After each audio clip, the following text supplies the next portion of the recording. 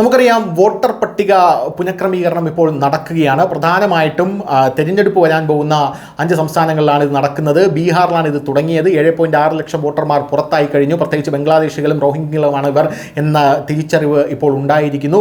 Case supreme കോടതിയിലേക്ക് പോയി. Supreme കോടതിയും ഇവരെ പുറത്താക്കണമെന്നുള്ള നിലപാട് തന്നെയാണ് എടുത്തിരിക്കുന്നത്. സുപ്രീം കോടതിയിലേക്ക് ഇത് കൊണ്ടുപോയ ആൾക്ക്, അതായത് CPI MP-ക്ക് അയാളുടെ ഭാര്യയ്ക്ക് 2 വോട്ടർ ID ഉണ്ട് എന്നുള്ള റിപ്പോർട്ടുകൾ പുറത്തു വന്നു.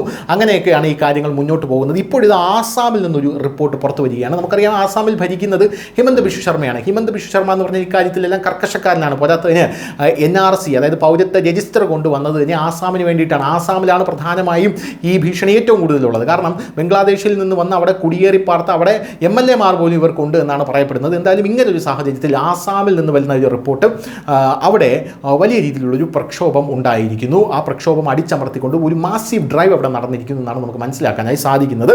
അതായത് അതിൻ്റെ ഫസ്റ്റ് ഫേസ് ഇപ്പോൾ പൂർത്തിയായിരിക്കുന്നു. The first phase of eviction drive in the Rengma forest area of Uriamghat in Assam has been successfully completed എന്ന റിപ്പോർട്ടുകൾ പുറത്തു വരുന്നു. അതായത് ആസാമിലെ റംഗ്മ ഫോറസ്റ്റ് ഏരിയയിൽ ഉറിയം ഖണ്ഡ് എന്ന് പറയുന്ന ഒരു സ്ഥലമുണ്ട്. ഈ സ്ഥലം അവിടെ ബംഗ്ലാദേശിൽ നിന്ന് കുടിയേറി വന്ന മുസ്ലിങ്ങൾ അല്ലെങ്കിൽ റോഹിംഗ്യകൾ മാസീവായിട്ട് കയ്യേറി പാർത്തിരുന്നു എന്നുള്ളതാണ്. അത് കംപ്ലീറ്റ് ആയിട്ട് തകർത്ത് തരിപ്പണമാക്കിയിരിക്കുന്നു എന്നാണ് നമുക്ക് മനസ്സിലാകുന്നത്.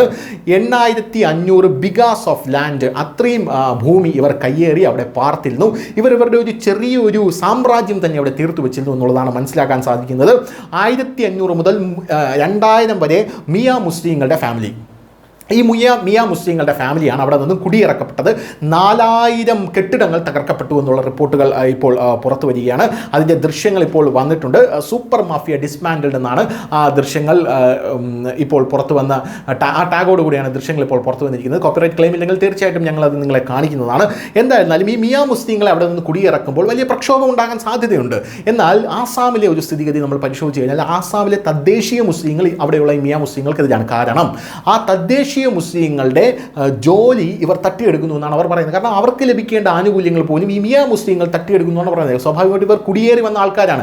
അതുകൊണ്ട് തദ്ദേശീയ മുസ്ലിങ്ങൾ ഈ മിയ മുസ്ലിങ്ങളെ ബഹിഷ്കരിച്ചിരിക്കുകയാണ്. ഇവരുടെ കടകളിൽ കയറരുത്, ഇവരുടെ കയ്യിൽ നിന്നും സാധനങ്ങൾ മേടിക്കരുത്. പ്രധാനമായും മത്സ്യക്കച്ചവടമാണ് ഇവർ നടത്തുന്നതെന്നാണ് ഞാൻ മനസ്സിലാക്കുന്നത്. അങ്ങനെയുള്ള സാഹചര്യങ്ങളുണ്ട്. അങ്ങനെയുള്ള സാഹചര്യങ്ങളിൽ ഈ സാധാരണ മുസ്ലിങ്ങൾ, ആസാമിലെ തദ്ദേശീയരായ മുസ്ലിങ്ങൾ ഇവരെ ബഹിഷ്കരിച്ചിരിക്കുകയാണ്. അതുകൊണ്ട് തന്നെ ഇപ്പോൾ ഇവരെ പിടിച്ചു പുറത്താക്കാനുള്ള വമ്പൻ നീക്കമാണ് ഇപ്പോൾ ആസാമിൽ നടന്നിരിക്കുന്നത് എന്നാണ് നമുക്ക് മനസ്സിലാക്കാൻ സാധിക്കുന്നത്.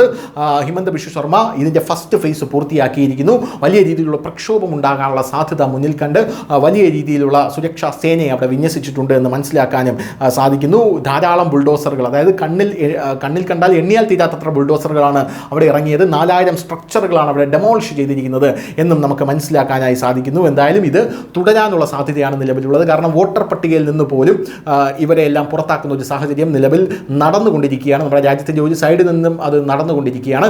ഈ സാഹചര്യത്തിൽ ആസാമിലെ പ്രത്യേക സാഹചര്യം കണക്കിലെടുത്ത് സുപ്രീം കോടതി പോലും ചോദിച്ചു, നിങ്ങൾ ഇവരെ എന്തുകൊണ്ട് പുറത്താക്കുന്നില്ല എന്ന് ആസാം സർക്കാരിനോട് സുപ്രീം കോടതി പോലും ചോദിച്ചു. ഇവരെ കരുതൽ തടങ്കലിൽ പാർപ്പിക്കേണ്ട, അതായത് ഡിറ്റൻഷൻ സെൻറ്ററിൽ പാർപ്പിക്കേണ്ട, ഇവരെ പുറത്താക്കണമെന്ന് സുപ്രീം കോടതി വരെ പറഞ്ഞ ഒരു സാഹചര്യമുണ്ട്. ഈ സാഹചര്യത്തിലാണ് ഇതൊക്കെ നടക്കുന്നത്. News desk, news India Malayalam.